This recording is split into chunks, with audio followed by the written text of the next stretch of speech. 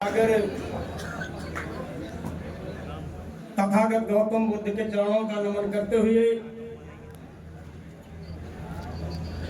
पूरी दुनिया में मानवता का संदेश देने वाले परम पूज्य संविधान निर्माता भारत रत्न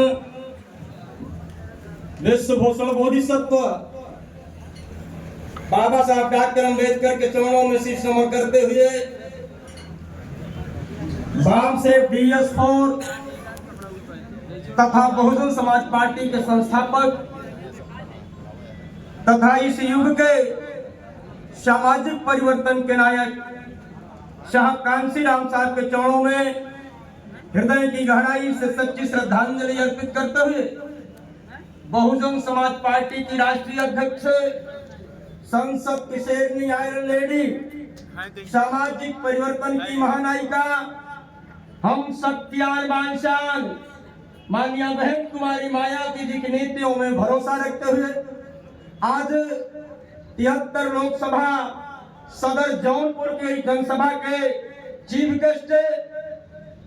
वाराणसी आजमगढ़ लखनऊ मंडल के साथ साथ केवल उत्तर प्रदेश ही नहीं मित्रों, देश के विभिन्न प्रांतों में बहुजन समाज पार्टी के मिशन मूवमेंट आंदोलन को आगे बढ़ाने में अपनी पूरी जिंदगी लगाने वाले पूर्व सांसद राज्यसभा, पूर्व सांसद लोकसभा, बहुत ही सम्मानीय आदरणीय घनश्याम चंद्र खरवार जी हमारे बीच में उपस्थित हैं। मैं चाहूंगा जोरदार ताली बजा करके स्वागत करने का काम करें। इधर हमारे इस कार्यक्रम की अध्यक्षता कर रहे वाराणसी मंडल के मुख्य मंडल प्रभारी बहुत ही सम्मानित साथी आदरणीय रामचंद्र गौतम जी हैं। मैं चाहूंगा ताली बजा करके स्वागत करने का काम करें। इधर हमारे तीसरे मंडल के प्रभारी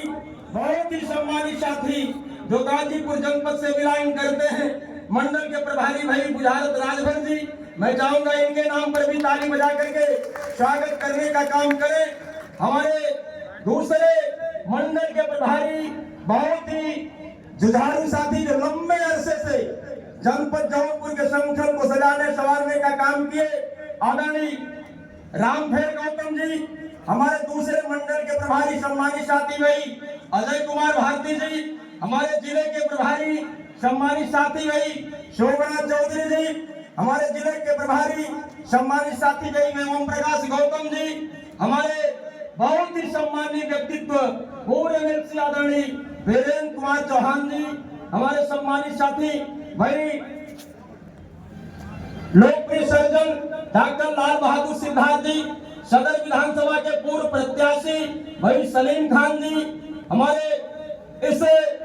जौनपुर नगर पालिका परिषद के पूर्व सम्मानित चेयरमैन आदरणीय दिनेश टंडन जी, भाई तनवीर हसन जी, भाई कैलाशनाथ पाल जी। इधर सम्मानित साथी भाई हमारे बीच में बैठे सत्येंद्र सिंह जी, नवीन सिंह जी, अशोक सिंह जी, ज्ञान सागर अम्बेडकर जी, और जिनके समर्थन में 73 लोकसभा जौनपुर के कोने कोने से हमारे जाबाज कार्यकर्ता पदाधिकारी साथी इस कार्यक्रम में उपस्थित होकर के कार्यक्रम को सफल बनाने का काम किए हैं। श्रीमती श्रीकला धनंजय सिंह को भी इस मंच के माध्यम से स्वागत करता हूँ, अभिनंदन करता हूँ और आभार व्यक्त करता हूँ मित्रों कि 18वीं लोकसभा 2024 के लिए आज हम सब लोग निर्णायक मूड में इस सिद्धार्थपुर में बैठ करके पंचायत करने का काम कर रहे हैं मित्रों। ये 18वीं लोकसभा 2024, क्योंकि आप सब लोगों को पता है कि देश और प्रदेश में भारतीय जनता पार्टी की सरकार चल रही है मित्रों। और इससे पहले भी अगर हम पूर्व की सरकारों का आकलन करें, पूर्व की सरकारों के बारे में आपको अवगत कराना शुरू करें तो सन 1975 में जब इस देश में श्रीमती इंदिरा गांधी जी की सरकार थी तो 1975 में इसी तरह से कांग्रेस के खिलाफ जब इस देश की पार्टियों ने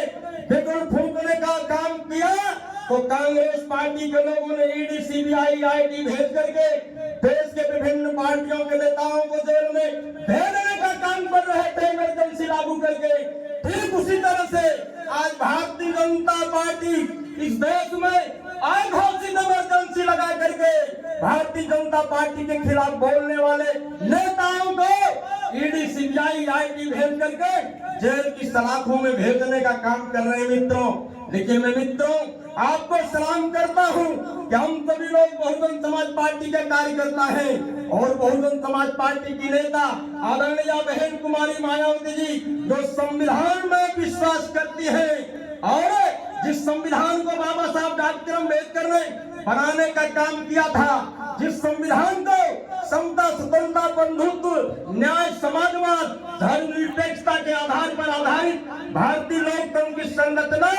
बाबा साहब डॉक्टर अम्बेडकर ने किया था मित्रों, आज उस लोकतंत्र धूल धूसरित करने का काम भारतीय जनता पार्टी के लोग कर रहे हैं। इसलिए मित्रों हम आप लोगों को आवाज देते हैं, इसलिए मित्रों हम आपसे आग्रह करते हैं कि आने वाले 25 मई को जब वोट पड़ेगा तो हमारा एक एक कार्यकर्ता, एक एक पदाधिकारी, एक एक वोटर, एक एक सपोर्टर गली मोहल्ले मजरे गांव में जाकर के बहुजन समाज पार्टी की रीत और नीति को बता करके बहुजन समाज पार्टी के कैंडिडेट के पक्ष में हाथी की बटन दबाने का निवेदन करने का काम करेंगे मित्रों। और भारी बहुमत से 73 लोकसभा जौनपुर श्रीमती श्री कलक धनंजय सिंह को भारी बहुमत से चुनाव जितवाने का काम करेंगे मित्रों, तब हमारी बात बनेगी। दूसरे टर्म की सरकार चल रही मित्रों भारतीय जनता पार्टी की,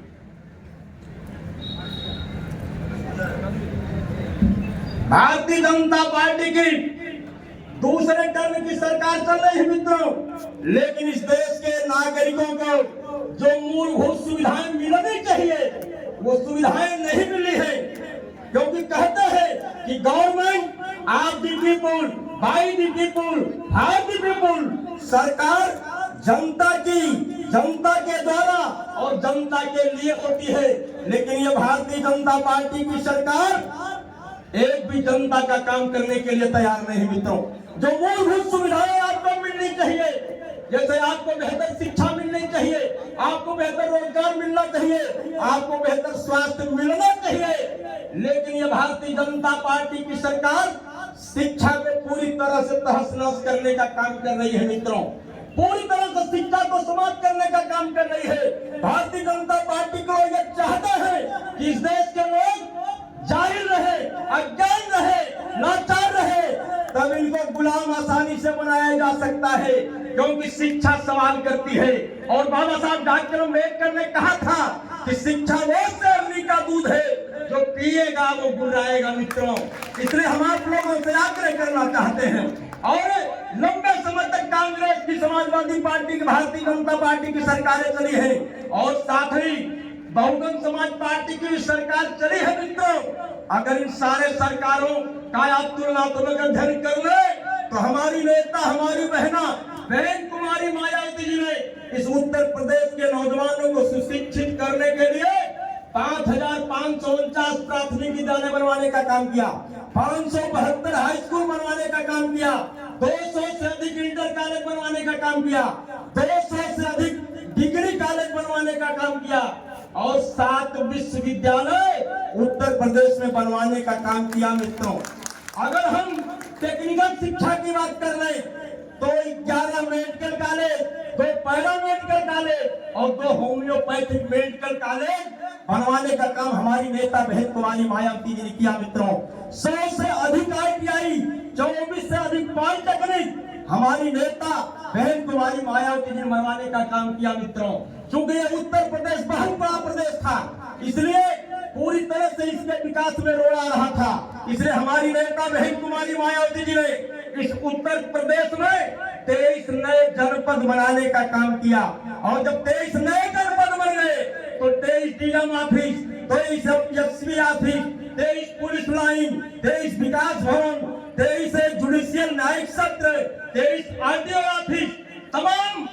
ऑफिसें उस जिले में खुलने का काम की मित्रों। 45 तहसील और 40 विकास खंड, नए विकास खंड बनाने का काम हमारी नेता बहन कुमारी मायावती ने किया मित्रों। और 3 एयरपोर्ट अपनी 5 साल की सरकार में 3 airport, Shravasti airport, Kushinagar airport और जेवर का एयरपोर्ट हमारी नेता बहन कुमारी मायावती जी ने बनाने का काम किया मित्रों। अगर हम नौकरी की बात कर ले तो 5000 उर्दू शिक्षकों की भर्ती बहुजन समाज पार्टी के सरकार में हुई।